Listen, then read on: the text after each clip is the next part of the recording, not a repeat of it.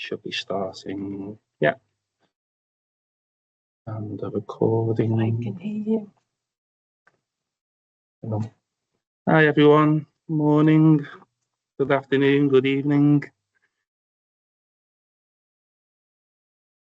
Just give it another 30 seconds just to see if anyone else is in the middle of joining, and then we'll make a start.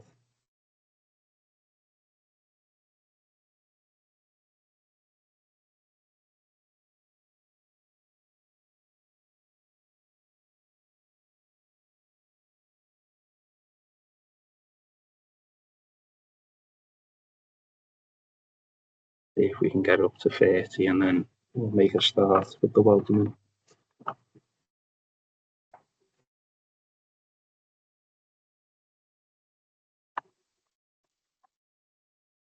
Probably best we just start now and let the rest join as they come.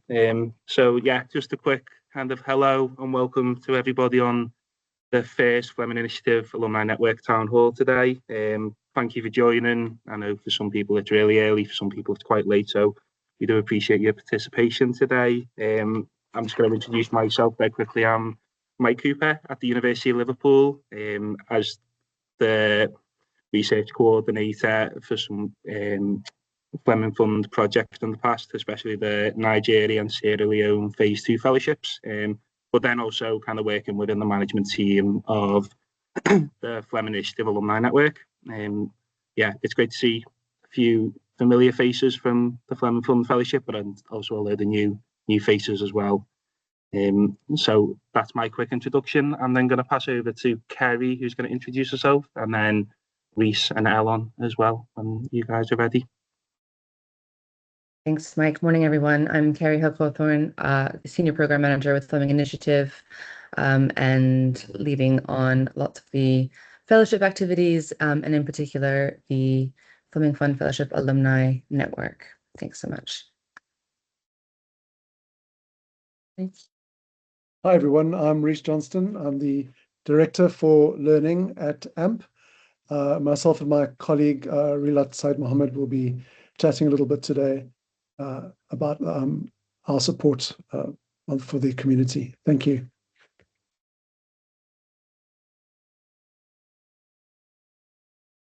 My name is Elon Trinomwes, and I am the Training and Capacity Strengthening Coordinator at the Infectious Diseases Institute for Camonet. Thank you. Nice to meet you all. Thank you. I think Rahila just joined as well while we were given some introduction. So I think Rahila, do you want to say a quick hello? No? Hi there, I'm Rilat Said Mohammed. I'm the Director of Country Support at AMP Health based in Johannesburg, South Africa. Nice to meet you all. Yeah, thank you. So I think just to get started, just going to double check. Can you guys see the slide deck at the moment? No? Just try it.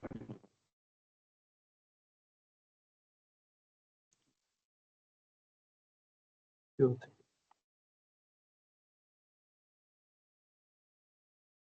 It was going to be a technical issue on the first meeting, and hopefully it should be open soon.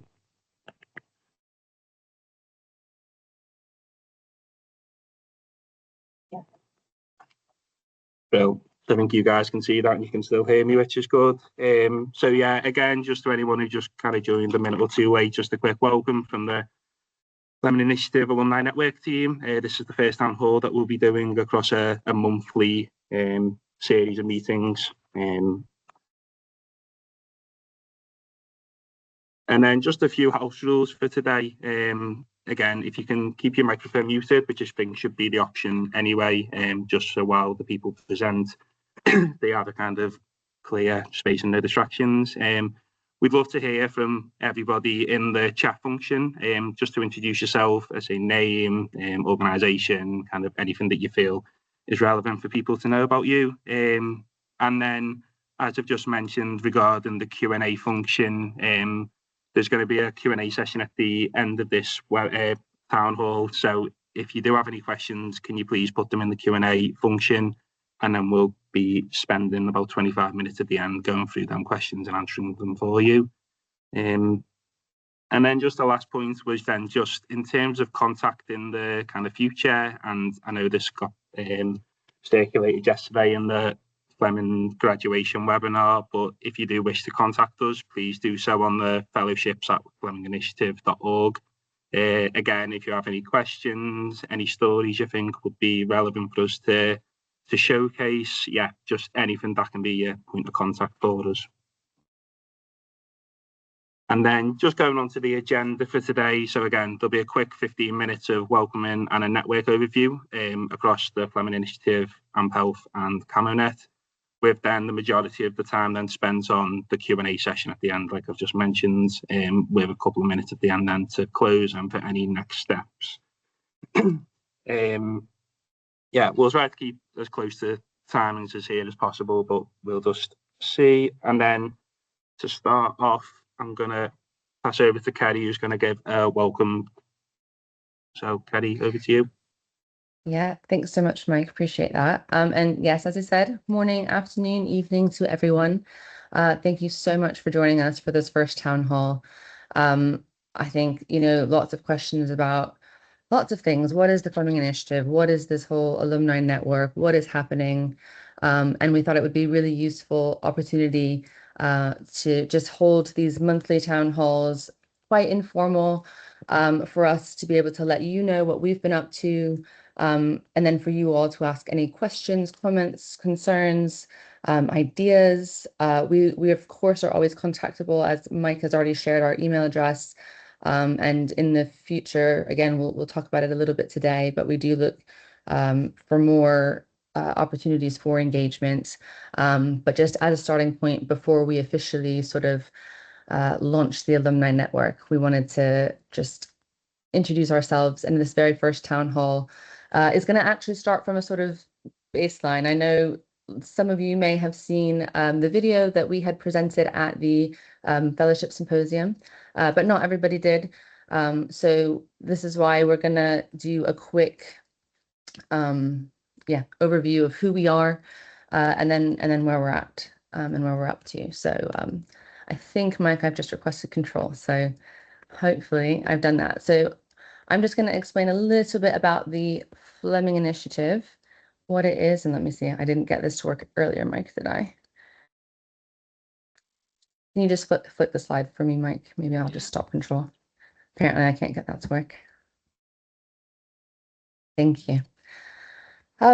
So the Fleming Initiative, essentially, it's a fairly new organization. I think officially started in June of 2023.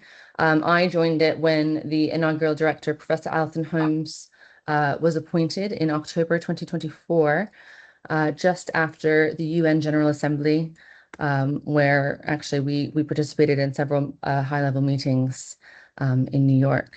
And the Fleming Initiative brings about research, behavior change, again, public engagement policy. It's not just researchers based at Imperial, it's actually linking across the spectrum from civil society and communities. You do have researchers, clinicians, in a One Health approach as well, all the way up through policy. And it's really trying to bring together those factors in the space of AMR, and not trying to reinvent the wheel, but trying to pull the pieces together, really. So next slide, Mike. Thank you. This is our just leadership and governance. So we've got an oversight board, which Professor Lord Aradozzi, Professor Hugh Brady, and Professor Tim Orchard co-chair, and again, Alison Holmes is the director, who you may have seen on the video as well. We also have our international advisory group, who essentially guides strategic direction of what the initiative is doing. Yep, thanks, Mike. Next slide. So again, combining deep scientific capabilities, we have researchers, not just at Imperial, at Liverpool, all over the world. We've got our research community all over through our CamoNet program, as Elon will talk to you about later. And working with world leaders, and we, again, doing more than just research, though, looking at policy, regulation, and a huge part of what we do as well is public engagement. So we've had a couple of, and that's the last sort of photo, that's the movie that's happening. We've had a couple of big advocacy campaigns about AMR in Times Square during UNGA 2024, and then this last World Antimicrobial Awareness Week, we did a big Piccadilly Lights takeover, which was very cool. And a big part of our sort of community engagement is about storytelling. Everybody's got a story to tell. So, and that is like one of the most impactful ways to speak about AMR. So next slide, Mike, please.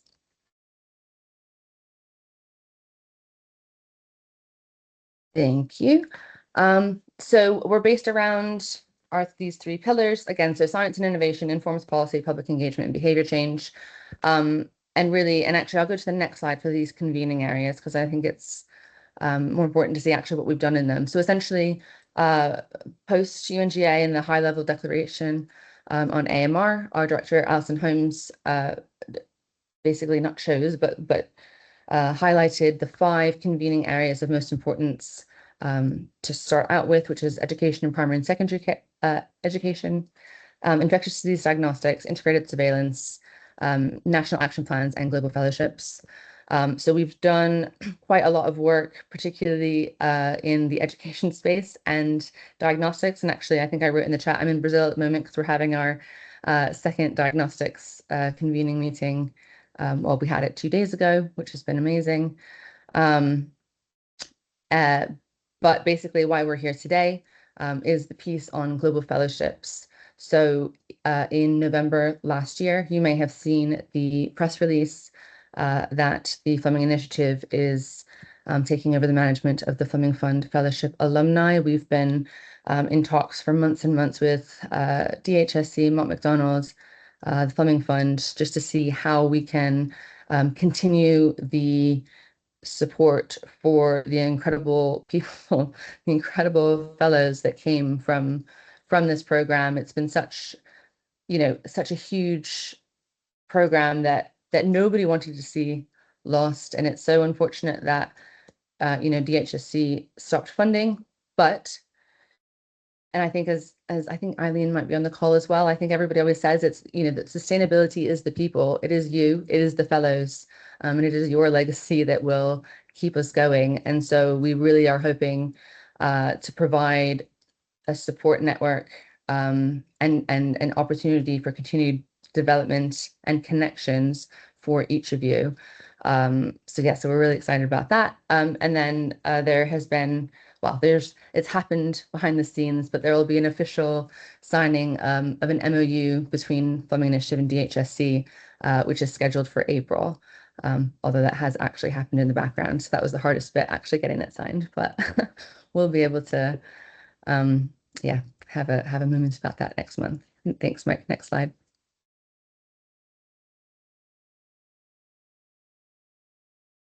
Lovely, thank you.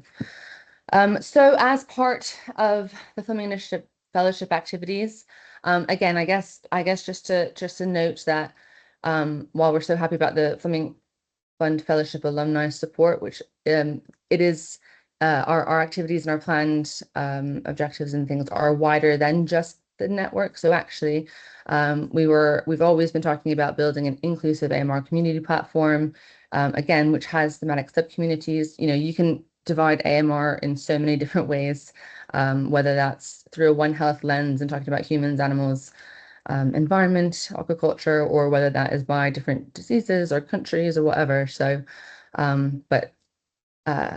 we also want to establish a thoughtfully designed fellowship program.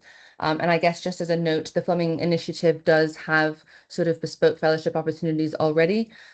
So we have a Google DeepMind Fellow, one of Google's first DeepMind Fellows, which is in AI and AMR, which is quite exciting. We've also hosted a couple of fellows from both Australia and Malaysia, and a few other bits and pieces here and there. But we do hope to have in the future, have an established sort of program that people can apply for, as well as bespoke opportunities. that we're continuing. And again, oh, sorry, Mike. Oh, that's fine. We can go key objectives. Sorry. So yeah, again, mentorship and training as part of the alumni network. We just really want to maintain the community that you all have already built. We really hope, and again, as Mike mentioned, we were lucky enough to host fellows in phase 2 from Nigeria and Sierra Leone. And we got to work a little bit with the phase 1 alumni as well, which was incredible. We do hope that, though, through this Fleming Initiative Alumni Network, we'll be able to have a lot more sort of cross-country and cross-region opportunities for engagement, which I think is really key when we're talking about AMR. We just it's such an interconnected world, and we just need to learn from each other. We're all doing slightly similar things, maybe slightly different contexts, but there's so much to learn from each other. So being able to connect you all is such a key part of what we want to do. And again, always wanting to provide opportunities for skills building, capacity development. And I know both Reese and Ellen will talk about that quite a bit, because they are really our on-the-ground partners to support the delivery of that, which we're so happy to have with us. And again, yes, the fellowships, you as alumni are incredible, but you also worked with amazing mentors and host institutions, when you were part of your fellowship program, and we don't want to lose any of that as well. So I'll talk about it later in what we've really been doing, but we're also reaching out to everyone who was involved in the fellowship program. Again, so much learning there that we don't want to lose, and we really, now is the time for us to capitalize on that. We do in the future hope to provide opportunities for financial support for different things, whether that's learnings, whether that is opportunities for travel, whether that's opportunities, for sort of seed funding or publications or whatever. We, absolutely is a goal to have as part of this alumni network. So yes, and then again, integrating alumni into existing networks and initiatives for broader impact. Again, CAMINET, which Elon will talk about, the Centers for Antimicrobial Optimization Network, is one network that we already have, but there are several networks, and you all have networks as well. So again, just learning from each other, knowledge mobilization across as far as we can and as wide as we can. I think that's such a key part of what we're trying to do here. I think that's me. So I am so happy to pass it back to Mike to MC this meeting. Thanks so much, Mike. Yeah, thanks, Carrie. And I think double thanks for waking up at 5 a.m. to give that. So yeah, well done. So yeah, next up is the AMP Health team. So AMP is a non-profit organisation that partners with governments, primarily in Africa, to strengthen public health sector teams. They focus on improving leadership, management, and then capacity building as well. And today we have Reese Johnston, the Director of Learning, and Rahila Said Mohammed, the Director with the Country Support team. So they'll just give a quick overview now on AMP and their involvement within the network. I am just going to see, Reese, if I can just give you control. I might just be a little bit free-flowing if that's the case. Or sorry, Rahila, you starting? Yeah, I will start, and I don't mind if you can click for me for the next slide. Yeah, of course. Thank you. There you Thanks. go. So hi everyone again. So we're gonna tell you a little bit more about AMP Health, and my colleague and I, and how we're gonna be involved in this initiative. So we are a South African-based nonprofit that works hand in hand with Ministry of Health and their partner organizations to strengthen public health system by developing the leadership and management capacity. So in practice, we focus on people within these systems, the leaders and the managers, so that they can create lasting changes from within. We were born in 2015 And since then, we've partnered with 44 public health teams across 16 countries, from Central African Republic to Zambia. Over the years, we've learned that a strong health system are built not only through policies and technical expertise, but also through leaders who are confident, capable, and connected. So our approach has basically three key elements. The first one is experiential learning. So we pair coaching and mentoring with real-world challenges, so skills are applied directly, not only learned.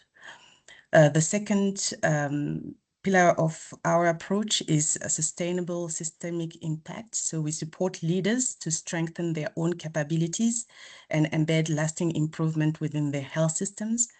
And the third one is peer learning, meaning that we try, in line with the fellowship, we try to create networks where leaders share best practices and solve problems together. Next slide, please, Mike.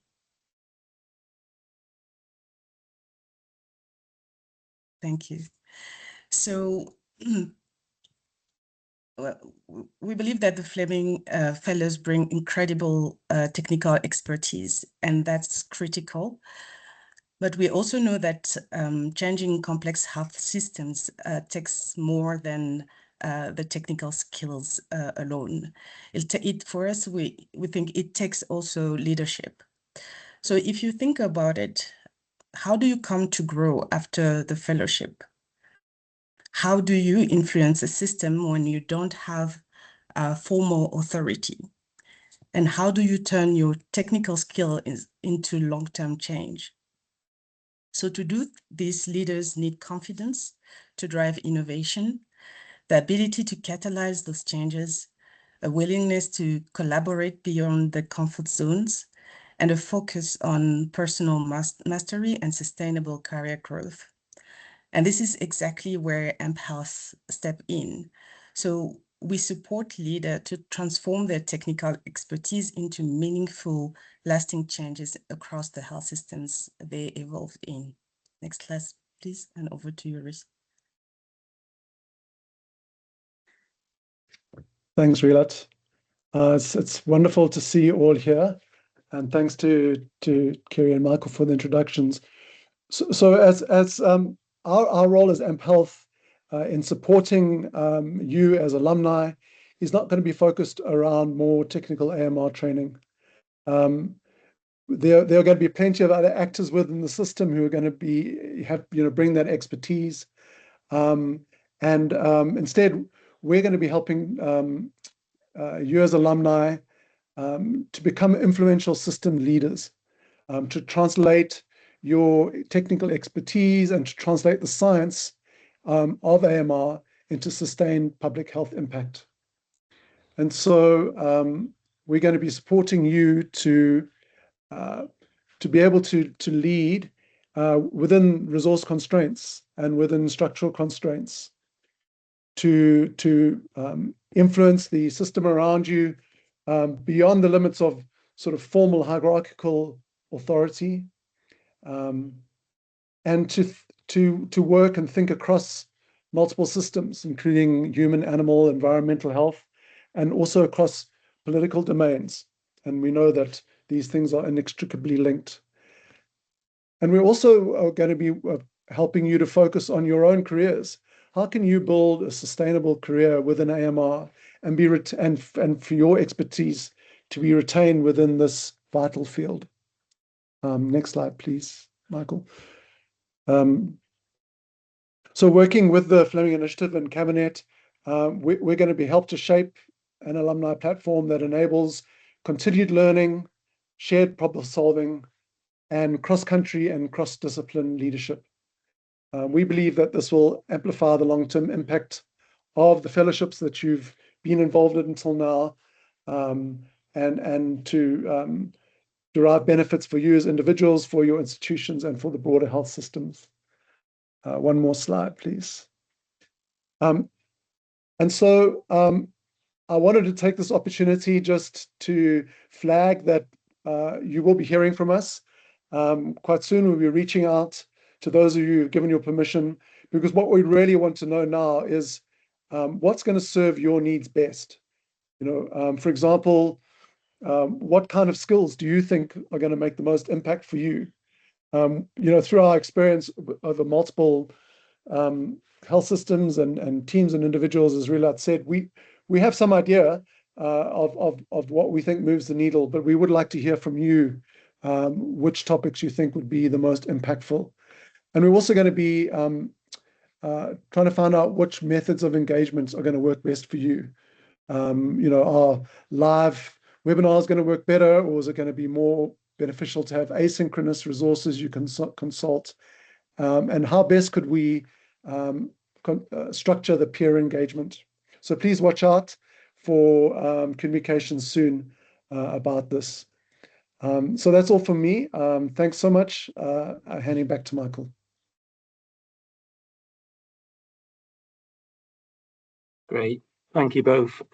Yeah, and so just kind of a midpoint there, if anyone has any questions regarding the two presentations that we've had so far, just feel free to put them into the Q&A function at the top. And Elon is now going to present on the Cabinet side. Yeah, so Elon's based within the Ugandan team, and we'll just be giving kind of a flavour of what him and the team have been doing. So yeah, over to you, Elon. Thank you so much. Mike, can you confirm that you can hear me, please? Yes, we can hear you, and the slides seem okay as well. So feel free to start. Thank you so much. My name is Elon Twinomwes, and I am the Camonet Capacity Building Coordinator at the IDI, which is the Infectious Diseases Institute, but I work with the Camonet Consortium. And I would like to present the Camonet Capacity Building Program, particularly focusing on the fellowship program. And I would like to have a tag called Capacity Without Borders. And I would like to, I will, emphasize on what it means to have capacity without borders. My slides, sorry.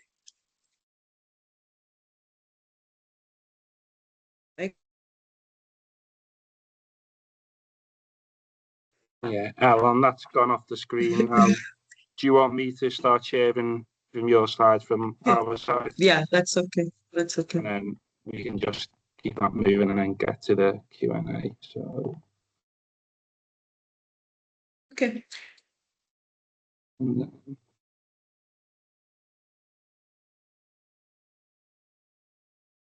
So I think you were up to the second part. Perfect. I think that's okay. So what do we mean by capacity without borders?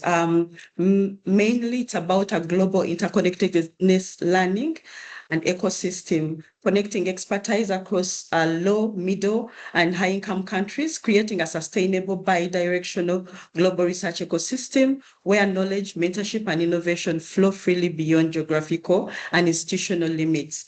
The other is specialized training that builds the next generation. We work in antimicrobial optimization, and so capacity is not confined, it is actually cultivated for global impact. The program develops future experts in antimicrobial optimization through structured mentorship and tailored virtual and in-person training across Camonet global network, equipping fellows with the expertise needed to lead AMS, worldwide. But we also have hands-on immersive learning with real-world application, and that's really reflected in our offsite placements, but also in the fellowship. The fellowship program has quality improvement projects, and the fellows work alongside leading experts in AMR research and clinical practice. This ensures skills are not theoretical, but transferable across diverse health systems. Multidisciplinary collaboration that breaks silos.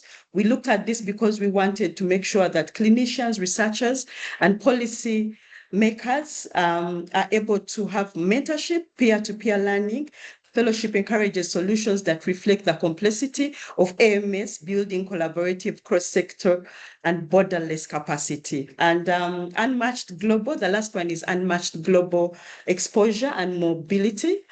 You can move on to my next slide, Mike, which really explains the consortium. The fellows gain access to global platforms, networks, and career pathways that are often out of reach. So the consortium is able to provide this. And I would like to give a few examples of some of the fellowship projects that are being carried out under the Commonet.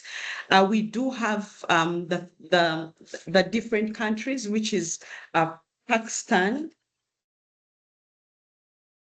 Bangladesh, and I think you can probably see the flags that represent the different countries.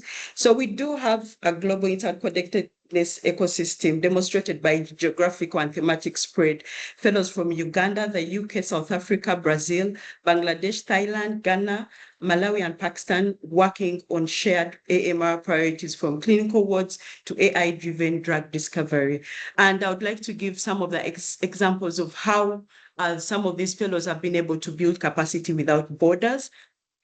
We do have a fellow called Dr. Mneba, who is actually building a clinical decision support app for inpatient and community clinical settings called the Bag and Drug app. And this identifies the window of antibiotic administration, AMR spectrum, and it will guide targeted therapy in Pakistan. We also have, just to let you know, Pakistan is the 11th largest poultry producer, with production rising from 1.94 million tons broiler chicken from more than 15,000 farms. So alongside this, there's widespread misuse of antibiotics, including their misuse of, growth promoters, and hygiene alternatives. So some of this research has been able to identify some resistance in healthcare. We do have Saga from India, who is actually making sure that there is assessment in student-designed antimicrobial awareness materials. And then Dina is having about 8 protocols which are being developed with stakeholders in multiple healthcare programs in South Africa. And so some of those examples are really good examples for what the fellows are doing in their own countries and how they are able to break barriers as they implement their projects. Yes, Mike. Next slide. So the fellowship program is part of a bigger training and capacity strengthening program. And for today, I'm just highlighting the program, but we do have offsite placements, we do have travel grants, we do have mentorship and different webinars that talk to what the different researchers and scientists are actually doing in their different projects. Move. Next. And these are the programs just to highlight. Continue, Mike. We're just highlighting the fellowship program, and I'll continue to talk about the different ones. So the capacity building program really is demonstrated in three thematic areas. That's innovation and technology, and culture, context and behaviors, then medicine management. And I'll be able to send this slide so that you're able to read about each thematic area. So just to introduce the offsite placements, one of the other programs that we have, this map actually has 2 components. It has both the Commonet sites in which we work from, but it also shows the different expertise. I wasn't able to, portray all the different, expertise because the map will then become congested. But these are the different expertise that we use to make sure that there are different placements in the different Commonet sites for researchers to be able to, scale. So for example, in assessing mortality risks factors in Bangladesh in neonates, bacteria in neonates in bacterial infections, which is under Bangladesh. Then in Pakistan, systematic assessments of the wider systems, policy culture, AI for clinical decision making in India. So we really, really try to pair up the different researchers with the different expertise in the different countries. Thanks. And honestly, the next slides are just a flow of what's just, highlighting the different researchers in the different countries doing offsite placements. We see Kusum training at Imperial College, and she's doing a training on Dragonfly and smart lead technologies in biosensors. Sandra doing PKPD methods, and then Ethel was in actually Brazil working on characterization of phages. Next, we can just run through that is another offsite placement. And we also do community engagement. And I think Chris Deputy was actually here in Uganda. Uganda uses a lot of drama, art, music to explain to, market vendors, community VHTs who are village health team members. They use those type of aspects to make sure that they pass on the terminologies of AMR and how it affects community. So Chris was in Uganda to engage with the different communities that we work with. And the rest are actually other placements that we have been having. Yes, please. So also we do have travel grants to make sure that we continue networking, make sure that our work really cuts across, the global spectrum. And these are some of the highlights from the different global international conferences where researchers were able to present their work. And that is it from me. And my next slide is really some of the outputs that we have been able to have, and you can just scan the code to read some of the work that Camonate is currently doing and the publications and the outputs. Thank you so much. Brilliant. Thank you, Alan. So I think, again, just before we move on to the final part of the presentations, and obviously I know it's a lot of information that's being presented this morning. If you do have any questions, please put them in the Q&A function, and then we can get back to you on them. Otherwise, if you have any that we can answer via email using the email at the start.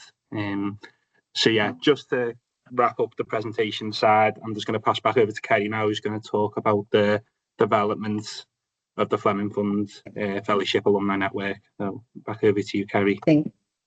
Thanks, Mike. Before you switch the slide, I just wanted to say we're so, AMP Health with bringing leadership training. It's, it's not the technical AMR, but it is about developing people, which is, I think, such an important part of what we want to do. And then Elon is one of the sort of more technical guidance. A note to everybody that the initial funding of Camonate was not a One Health remit, and that was probably very clear to some of you who are not in the human health sector. However, this is our opportunity now to expand that, and we're so excited to be able to expand that, because AMR is not just a human health problem, it is a One Health problem, and we all need to work together. So we just really wanted to demonstrate the sort of background of some of the programs that we've run, and we've, have the experience to run grant calls and funding opportunities. And yes, the initial bit was about human health focused, but there certainly will be expanded for One Health, just putting that into the world. But thanks, Mike. If you switch to the next slide, which I think is about some of the things that we have been up to. So currently we've got over 100 people registered for news and information about what we're doing as part of this alumni network.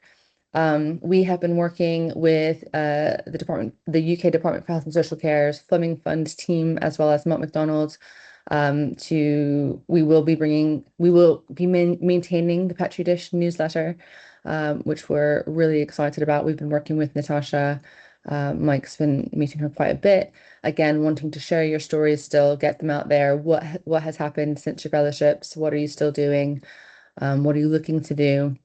Again, obviously, we have now, as of today, established our first town hall meeting, but these will be monthly. I will hurry up. I am almost done, I promise, to give time for any questions. We are also establishing a monthly seminar series, and Ellen didn't talk about that, but she had established a seminar series already, but obviously we will be continuing that as part of this alumni network program. We are also just getting our governance in order, getting a steering committee to guide our own day-to-day activities, which we will want an alumni, at least one or two alumni represented on that steering committee to guide what we're doing. So if that is something of interest to you, please do get in touch. We are really exciting development of having a member portal that, again, essentially a way for you all to connect with one another. Yeah, but that'll definitely be a time for a future town hall to talk a little bit more about development on that when we get a little bit further down the line. Needs assessments are in progress, as Reese mentioned. AMP will be reaching out to find out what, thank you guys for joining, find out what it is you all need, what are your needs, what are your wants, and how can we accommodate that. We will be publishing, I don't think it's on there yet, Mike, already, but if it's not, we will be publishing an FAQs document on the website. And again, we are sort of constantly identifying means to provide funded opportunities for alumni network members. While not everything is about money, it's really hard to do things without money. And it's really hard, so we definitely would like to provide as many opportunities for funding as possible. Next slide, Mike. Expected timelines, so the 1st of April is when this network officially launches, though we will have a sort of launch event, a little bit TBC on what that will look like and when that will be. But in the middle of April, having our first seminar series, and it will be probably publishing the Petri dish at the end of each month. I'm fairly certain that the last edition of the Petri dish from the Mott MacDonald side will be the first week of April. So we will have it at the end of April. And then again, next town hall meeting. And then again, this sort of network web portal launch we're hoping will be able to happen in June, which we're really excited about. Next. Mike, thank you. And so just quickly, I guess, in our discussions, with Mott MacDonald and with some of the alumni, again, what are your needs? What are your wants? We do have some sort of highlighted training opportunities as well as identified needs. Hopefully these match the things that, you think would be useful for you. If you go to the next slide though, Mike, please. What are we missing? And I guess that is a little bit, again, these town halls are to let you know where we're at, and also for you to let us know, what's on your minds, what are you looking for, how can we better meet your needs? So that's what these are really for. Was there anything else, Mike? Next slide. Yeah. So again, so now what do you do? Are you just waiting to hear from us? Again, you've already done this in the chat a bit, so thank you so much. Introducing yourselves to us, to each other. We'd love to get to know you. Again, starting to get to know each other. Obviously, many of you will have connections with each other from the Fleming Fund program already. But again, that is, I think, for me, that is one of the main goals, is connecting everybody with one another and being able to provide as many opportunities as possible. Again, for the Petri dish, email us, let us know. We'll probably be reaching out as well, but feel free to proactively reach out to us with your stories, your questions, highlights. You've got a publication or a new white paper coming out, or you're hosting an event or having a webinar that you just want to promote to a wider audience. That we're here to do that. We're here to promote you. We are here to just spread the word and spread knowledge. So we would really love to hear any additional feedback. We nothing is set in stone, and we are constantly learning ourselves. And so, we want to adapt to be the best that we can be for you all. So, thank you so much. I think that was the end of that for now, Mike. Next is the Q&A. So thank you guys so much for listening in to this so far. You know, we really appreciate you coming to our very first town hall, and we really hope that this just keeps growing, and that you have or start to build the trust in us to build our community together. So thank you so much. I will stop talking now. Not sure if anybody's got any questions. I think the Q&A is silent at the moment, which is okay. That's a lot of information. We will put this recording somewhere, probably on the website. There is new posts. There are new posts, it says. Yep. So as a new member, what to expect in the first 6 to 12 months? That's a great question. So again, we've shown, as I've already mentioned, several opportunities and resources being set up with the monthly seminars, monthly newsletter, and then continuation of by the Petri dish. In the next 6 to 12 months, though, we're also hoping to start up some specific masterclasses with global leaders in AMR, who we've been working with and who are actually really keen to support the Fleming Fund alumni, so fellowship alumni, so and all the Alpha Fellows as well. So I must not forget the pharmacists, who I saw so many actually introducing themselves on the chat, and we are so happy to have you all here as well, and to bring these communities together. Really excited about that. Also training events, presentations, and then and input from you all. Yeah, for the first 6 to 12 months. And I mean, hopefully even more. We'll see how we can grow. So we'll see. But that's okay. If there's not too many other questions, that is okay. Again, I think Mike's put our email address in the chat again, and you'll be hearing from us when the next town hall is, if not before then. Actually, I think it'll be a seminar series before then. So lovely. All right. I guess that's all for now, though. We are, apologies, 2 minutes over time, but thank you all so much for your time this morning, afternoon, evening, whatever time it is in the world for you right now. Yeah, thank you all so much, and look forward to continued working together. Thanks, Mike. Appreciate it. Yeah, and just to echo, yeah, thanks everyone. Yeah, like I've said, I have just put the email in the chat. If you have any questions, please feel free to email us with any questions, queries, issues, introductions, stories, absolutely anything. I say we'd love just to kind of get to know you all a little bit more, and I say start growing this community of practice. So well, yeah, once again, thank you. Lovely to see you all, and have a lovely day, evening, morning, wherever you are. Bye. Thank you.